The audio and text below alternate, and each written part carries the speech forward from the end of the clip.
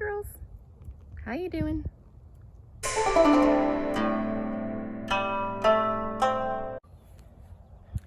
Hey y'all, it's Alicia with All Things Alicia, and I thought I would do a quick what's going on in the garden as we're getting ready for spring.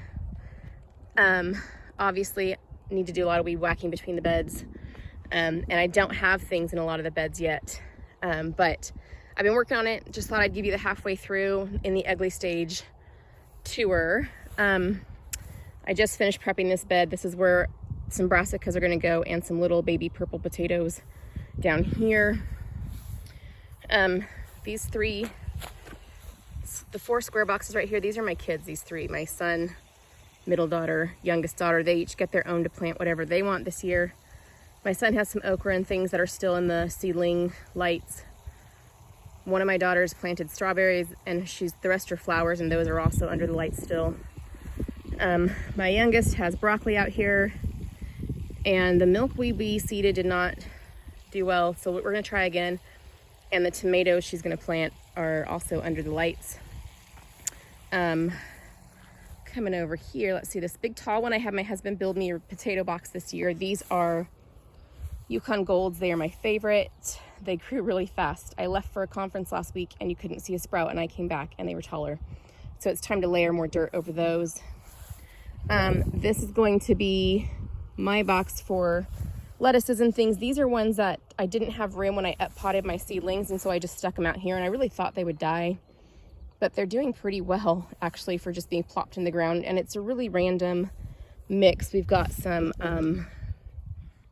let's see, broccoli, red express cabbage. This is dinosaur kale. That's a butter lettuce over there. Another butter lettuce, slow bolt cilantro, and that right there is Violacio cabbage. There's nothing else in here yet. Over here in my onion bed, a new bed this year, which, by the way, these 2 beds and these 3 and those 2 are new this year. They're part of my phase 2 plan. This was part of my phase 2 plan, but I had enough lumber left last year that one was built last year. These 2 boxes were there when I moved in. All the rest of that section was built last year. My 3rd year part of the plan mirrors that section, the 1st year section right past this one, but I was looking this year and talking to my husband, and I think that I don't need more boxes next year. I'm just gonna continue on in the ground. I think everything I want to put in a box, I think I can do with what we have. Anyways, back to the onions. I got gypped on my onions, y'all. I don't remember where I ordered them from, but it said 50 to 75 plants per bunch, and I got gypped on some of them. Those down there are candy apple reds. Those are one I had the least of. I think there was only like 35 in that bunch. These in the middle, I got slightly gypped on. They are Texas super sweet 150s or something like that. And these are yellow granics. I think this was the only bunch that had what it said it would. Honestly, I don't think they got watered enough while I was gone on my conference, so I hope they're still gonna do okay. But 3 types of onions in this nice big long bed. I'm hoping to have enough to get us most of the way through the year. Obviously, I'm gonna cut the grass and layer the cardboard and stuff in this one. This is gonna be our carrot bed, and I made a giant one for that because we do eat a lot of carrots, and I plant them in summer. I don't like spring summer carrots. They're too icky. I like to plant them in summer, eat them in fall, and if I put mulch on top of them before the frost, then we eat them all winter. As long as the ground's not too hard to pull them out, they're great all winter long. So I went ahead, this is a 4x12 bed. That will be various types of carrots. At least half of it will be scarlet Nantes because those are our favorites, but we also have like some yellow and purple and red carrots and stuff too. That's my sunbeds. Let's see. That one that's the one I started at. I was standing over there. This one is empty. I left that open for experimentation, and I think I forgot to make a spot for tomatillos, so those will probably go there as well. Over in these 4, okay, so this is funny. Let me see if I can get you over there without tripping on something. So this one right here, garlic and onions came up, and I do not remember planting them.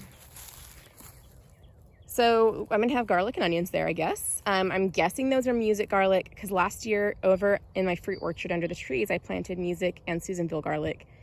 None of my Susanville garlic came up. I have never had that happen. All of my music garlic did. So I'm gonna assume this is music garlic, and it is a hard neck, so it probably is. And since this was already half taken up, I had some unplanned red potatoes that I bought, and I just decided to put those in the other half. So this will be potatoes and garlic and onions. I need to add more dirt to this, top it off, and this is gonna be like radishes and turnips, rutabagas, maybe kohlrabi.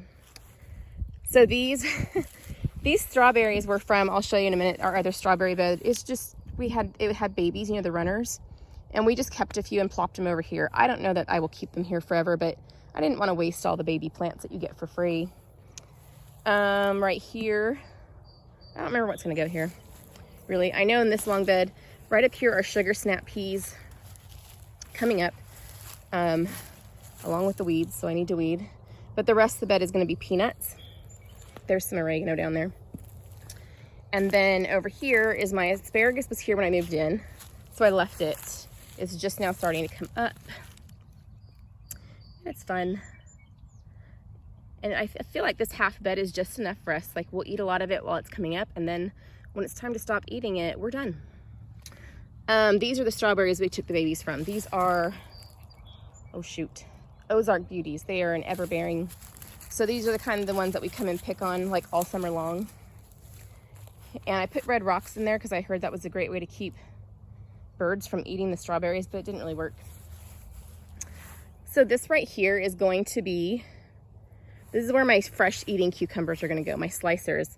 So I'll grow some on this A-frame, and I have another A-frame over there. And then this arch is my sugar snap peas. I might add more cucumbers again later, but I've got sugar snap peas here that will go on the arch.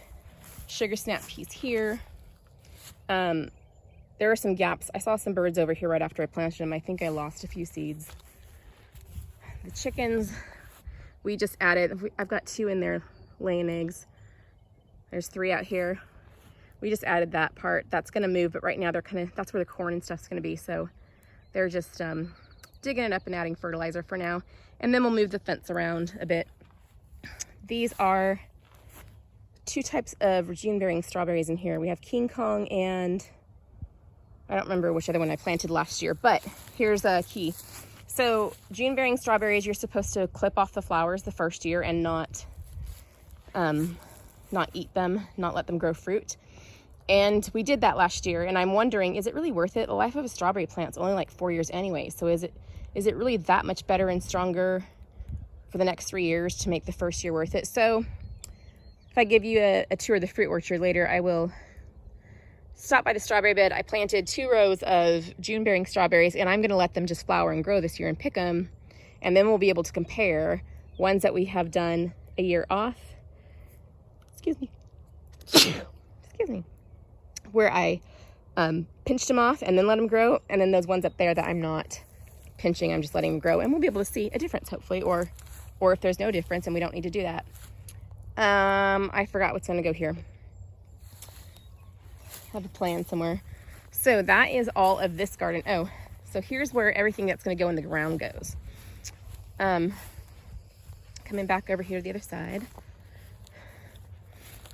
So that tarp right there, I was killing blight with it. That's where my red potatoes were last year, and they got blight. And so I put the tarp on it to help cook the soil and kill the blight. We're gonna dig that up and extend it to the edge of the beds right here. So this is where all the beds start.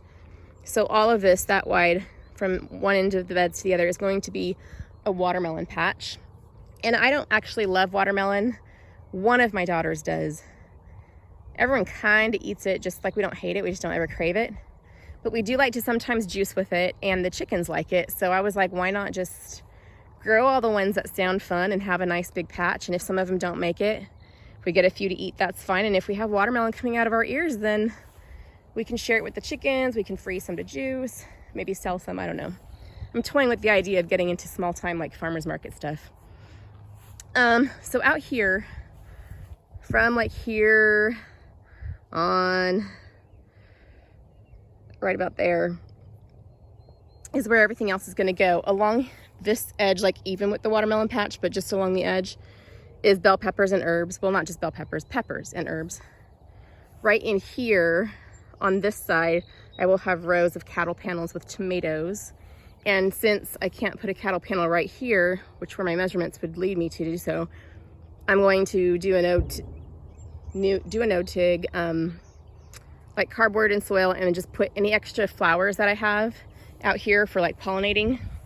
Because I grew flowers for my front yard this year and they're still under lights, and I overseeded because I wasn't sure how many would make it.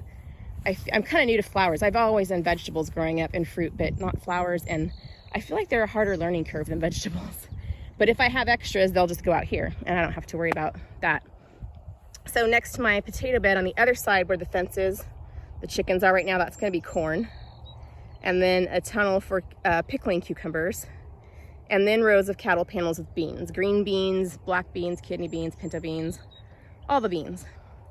And between the two rows, like the tomatoes and the beans, next to the potato box and over as long, so the whole middle section is going to be a pumpkin patch.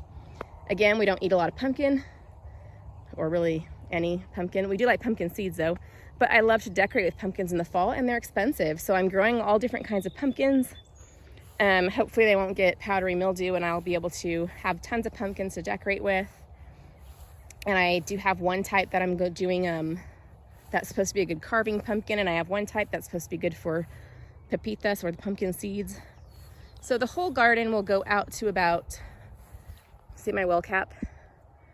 Like there, and all the way across. So I don't even know how many square feet that is, y'all. I'm looking for, if you have an easy way to keep stuff down between beds. Mulching between the beds, one, doesn't work that well to me, and two, I don't have access to that much mulch.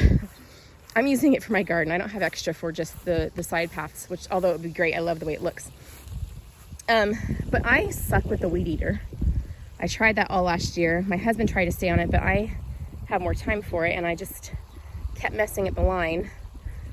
He's looking for me a cheap push mower. I have problems starting those. I was thinking of getting one of those little spinny, those old mowers, you know, like my grandmother had. They're like, I think they're a rotary motor or spinning mower, I don't know. But they are, they don't use electricity. You don't have to start them. You just push. But my husband's like, no, those are really, really hard to use. He used to have to mow a lawn, I guess, with those when he was little. But I would love any other ideas you guys have with that. Hey, chickies. If you want to continue over, we can go ahead and do the fruit stuff. You can't see right there. There's a washing station my husband made for me so that I can wash vegetables and not get dirt all over my sink. I've got plants sitting there that are about to be planted in that one box I showed you. So this first section, it's kind of hard to see, are baby blueberry plants. I'm not expecting to get anything this year, even though some of them are flowering quite well. I have 2 lemonade blueberries, one there, one there. That one just got leaves. This one still, it's got babies. I've had a hard time with the lemonade blueberry, pink lemonade blueberries. These are the ones doing the best, and they are legacy blueberries. I obviously need to weed. I just don't even put it in the comments. I know I have to weed everything, the whole property. How I have them arranged are, it's supposed to be early, middle, and late season blueberries. But these had the first flowers, so I'm not sure that that's right. Over here, my middle season blueberries, I forget what these are. Are these Patriots? Early blue? I don't remember. But I've got 2 right here. And then the other ones I bought at Tractor Supply last year, didn't make it. And then back here, I have one of whatever this is. I don't even remember, but it's another blueberry. And this totally different type. I think this one's called Sure Crop. I'm not positive. It just came in the mail and just got planted. And then on the other side of this tree, we have the raspberry patch. And these are early, middle, late. These are your regular reds. Let's see. Prelude, Royalty, and Anne. The Preludes are your regular red ones. Royalty are purple. And the Anns are golden. They are the sweetest, but the least raspberry tasting. The purples, I think we decided were our favorite last year. I obviously need to get the wiring in here so that these can stay up. They're very thorny. But down here we added new ones. My son wanted to add raspberries, and we got Lathams, which are also, I planted them all bare root. So that's what those sticks in the ground are that are doing pretty darn well. They've got some growth coming out from the roots and stuff, so they're doing good.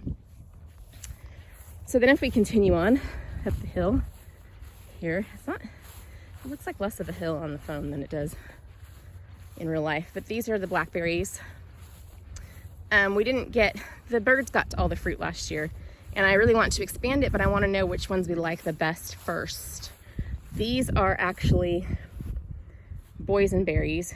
That one is, so these two are brand new this year. That one is a family heirloom clipping from my mom's grandfather that went over from Oklahoma during the Great Depression to California and then back here with me. These are, okay, three, I don't remember which order they're in, but 3 of these are Primark Traveler, and 3 of these are something with a Native American name that I don't remember. Navajos? I think they're Navajos. But those are doing really well. And they had a lot of fruit last year, their first year, but like I said, the birds. So this year, this is what we're gonna do. See the poles? Ran out of poles. String wire, medium and high, just to kind of hold them up so they can kind of lay across the wire and not the ground. And that will enable us to put some bird netting over the top just when those are coming on so that we can eat them instead of the birds.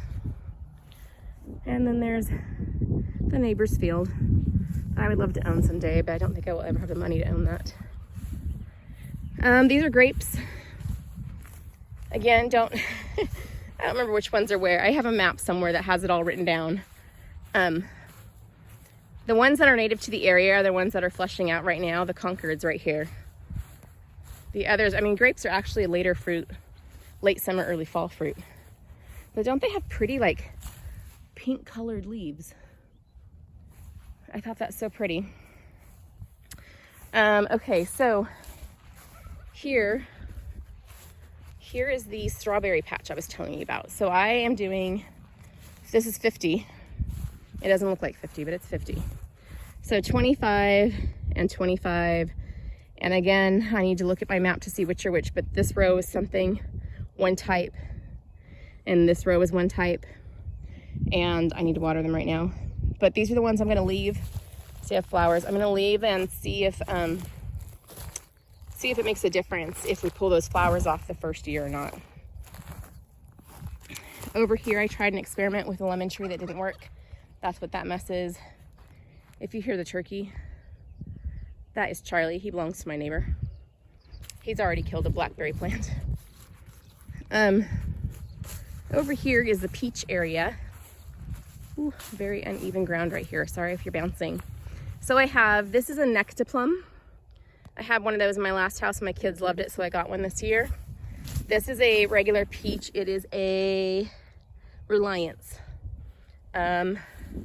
I've never grown a Reliance. I had to pick a brand new one living in a completely different area, and I wasn't sure what kind to get, but it had a good reputation. So, you know, peaches fruit like second or third year, so if I end up hating that peach, I can replace it. This is an Indian blood peach, which has a red flesh. I was very excited about that one. It was very hard to find too.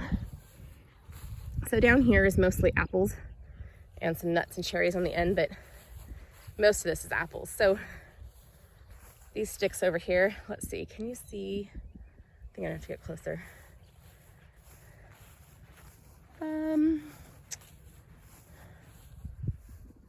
We'll do the apples first and go over there. This is a Wolf River apple. Looks like I need to come spray some neem. Sweet 16 apple has not leafed. The Wolf River apple and the Sweet 16 are the only 2 apples I added this year. It has not leafed out yet. I wonder why. I'm gonna have to research that. The buds swelled after I put it in, so I thought it was fine, but I'll have to check. And then this is a mix. This is where I planted, my whole life I've planted garlic under my fruit trees, and you can see in some of them, like there, pardon my dirt manicure, right there, there is the garlic that came up, and it's under several trees. All of these trees from last year had garlic under them, but half of them don't right now because the Susanville garlic did not come up. But it has a very good relationship with fruit trees. They do well together. This is a Macintosh apple. Love those. It just reminds me of my time living in Washington State for a bit growing up. This is a Honeycrisp. I have 4 of them total, Honeycrisps. Yeah, this is a Honeycrisp. Across over here is another other type. This is a smokehouse with the good garlic.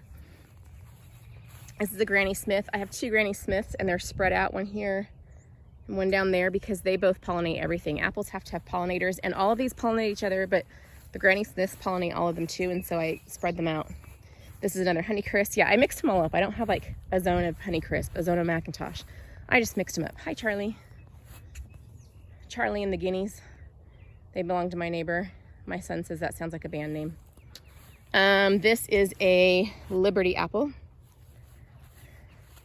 And this is the other Granny Smith. The Granny Smiths are the only ones that flowered this year. Actually, I want to say that my smokehouse flowered a tiny bit too. This one has gotten aphids, so I need to come out and neem it. I was waiting because I did see a ladybug on it last week, but I don't see her anymore. And a lot of the aphids are gone, but not all of them. So I will come out and rub them off. And if they come back, I'll do neem. These 2 little ones are both Honeycrisp apples, and that exits the apple area. And so I have a Rainier cherry right here. I am waiting on, I believe it's a Stella, but I'm not sure, a cherry to put over there. And then I have this, you can't see, this Juliet dwarf cherry. Like, am I close enough to see it yet? Right here. That one is new this year. The Rainier I planted last year, but this Juliet is new this year. And then I'm still waiting. I think it got delayed for that one. Charlie, why are you so crazy? You just trying to look sexy on film? Yeah, there you go. Nice sounds. You don't like me, huh? I'm always chasing you out of the yard. But you're beautiful. I'll give you that. Keep your guineas away from my blackberries.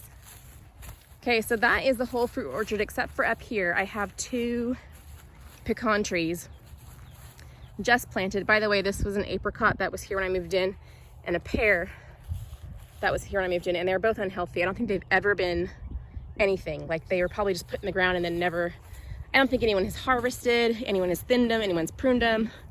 So I'm trying to bring them back to life. Anyways, this is one of the pecan trees. That's actually the stick it's tied to. There's a pecan tree.